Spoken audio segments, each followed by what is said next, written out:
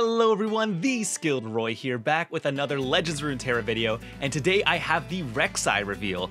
This champion is super cool, one of my favorite champions from League of Legends, and I'm really excited to see how she sort of pulls together the Lurk archetype. Now for those who don't remember, this is actually the champion I predicted to be the final Shurima champion due to a bunch of data mining and voice line readings. You can go check out my video on that if you want to see all the evidence, and I'm super excited I managed to get it right because this champion is just so cool in League. I'm ready to see what she does in this game. Bros beneath the sand. Okay. So it is as expected, a 3-mana 3/6 Lurker. Okay. When a lurk or attack, grant Lurker allies everywhere +1/+0. Round end, place me into your deck. I see. So there's the downside right there. You lose her on the board if you don't at the end of the turn. Okay. But she also technically gives Lurker allies everywhere +1/+0, which means that you could give your entire Lurker attackers all +2/+0 really easily, even on turn 3. So if you have like 2 Lurkers already on the board, you play Rek'sai, an attack with her could hypothetically be worth upwards of 6 power. That's pretty spooky. Let's take a look at the rest we have here. The caller, so Lurk is basically anytime you attack with a Lurk unit, it gives all other Lurkers +1/+0 as long as you have a Lurker on top of your Lurk card on top of the deck. Cool. Oh, interesting. So that actually doesn't have a. Oh no! Still using the time effect. All right, not bad. Get the attack ups. Yep.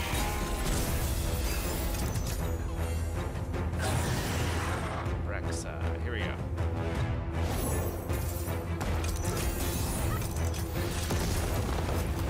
For looking out for us, Sypha. Well, someone has to, no? The Queen! Nobody move! Oh, she's a 6/6. Damn. Barrel lets you look for the top deck, make sure you get your Lurk trigger ready.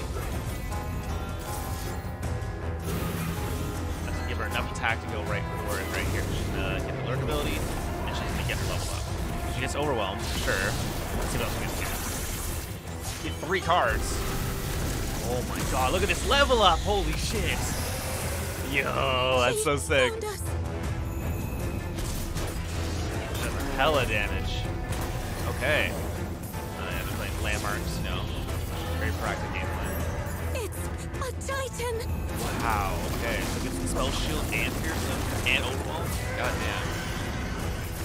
Okay, sand keeps everything alive.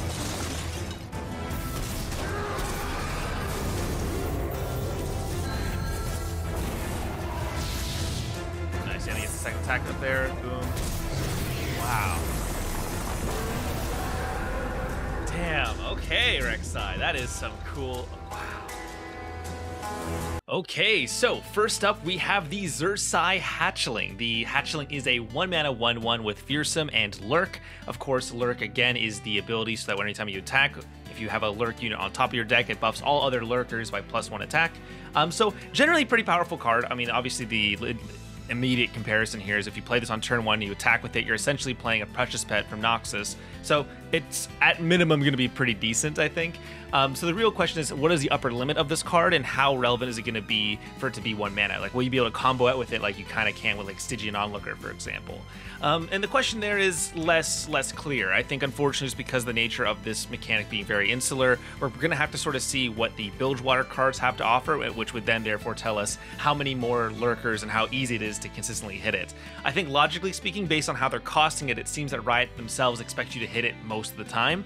So let's just say you attack on turn 1 for 2, attack on turn 3 for 3, attack on turn 5 for 4. Not bad, honestly. I think like the curve makes a lot of sense. The biggest weakness for this is obviously going to be things like Thermal Beam, which not only kill your 1-mana card, but also deny your deck a huge power spike as well because of the 1 attack you get for attacking with this on turn 1. So really the real question here is going to be, how can we ensure that like these sort of cards are going to survive interaction from your opponent? And I'm not sure if that's really something that we can completely look at just yet. I'm hoping for a little bit more than just this, but hopefully that we'll get some more early game cards in Bilgewater as well that will sort of help this card along, especially if ones with more than 1 health. Okay, so next up is Snapjaw Swarm, the 2-mana 0/2, play, I start a free attack. And now, of course, this is in Bilgewater, which is very important because Bilgewater doesn't have any of these effects as of yet. And I think the very obvious one that people are going to sort of point to here is characters like Misfortune, who are going to have the ability to do a bunch of damage out with the Swarm entering the board and getting its free attack to give you a free trigger.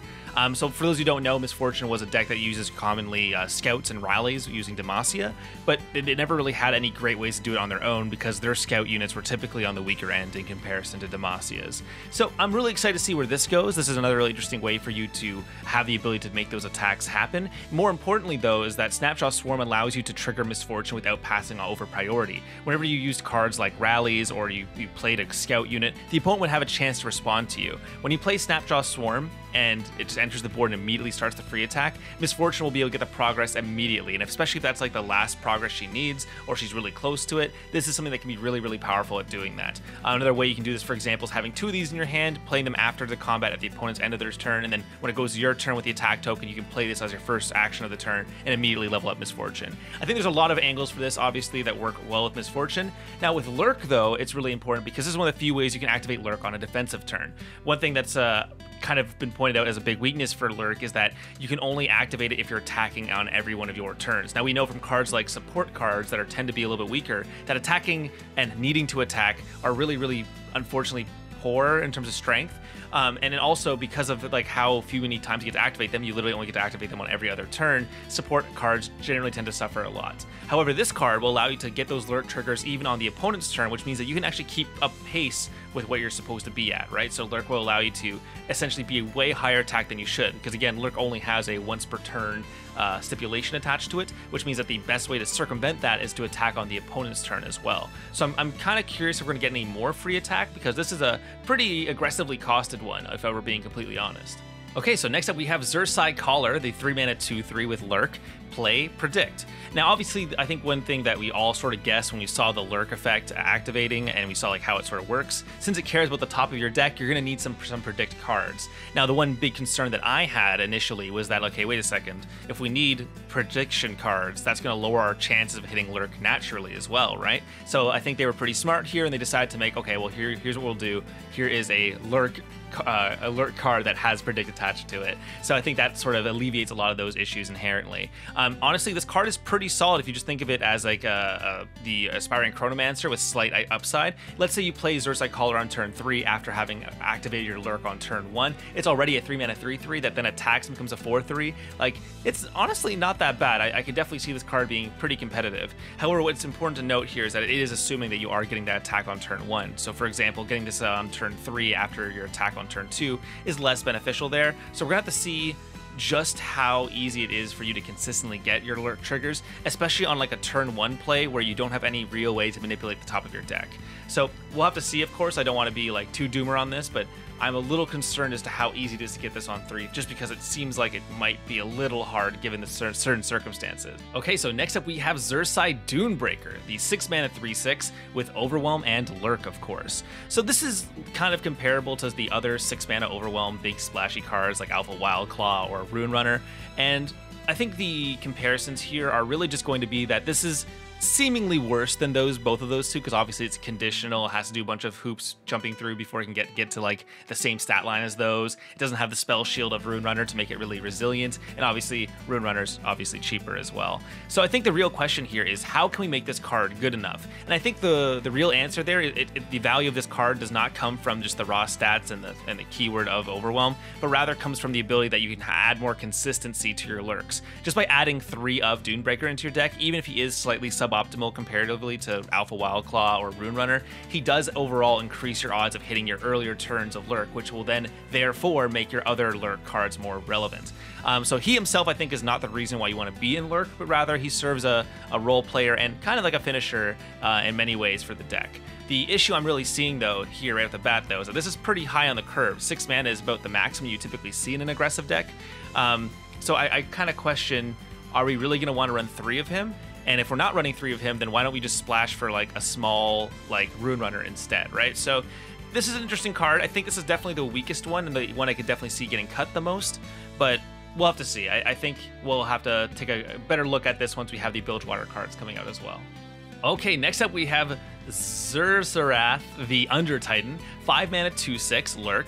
Attack if I have 8+ power, give me Fearsome, Overwhelm, and Spell Shield this round, which is incredibly powerful. This is probably a closer equivalent to what we want the Rune Runner to be, and this is kind of closer to what I imagine is the real finisher of the deck comparatively to the 6 mana one. Okay, so how easy is this to bring to 8 power? So assuming you attack on turn 1 with the Lurk, you're going to get it to 3 attack. You attack on turn 3, you bring this to 4 attack, and on turn 5, you attack again, and you bring this to 5 attack. So the thing is that on the turn you play Zerserath, you're not going to be able to have him level up unless you buff him with some other spells. So for example, we have Elixir of Wrath and Noxus, or even Shape Stone within Shurima, that are both really solid ways to make sure that you get to the 8 power right then. It's also an attack effect, so on an open attack with one of those burst speed spells, you can guarantee the Fearsome, Overwhelm, and Spell Shield all at once, which is honestly quite powerful. So I think the real question here is that with enough Lurks, can we consistently hit that amount, especially if we start using things like the Swarm to attack on the opponent's turn, which then lets us build up much faster than our initial thoughts of only having 5 attack on turn 5.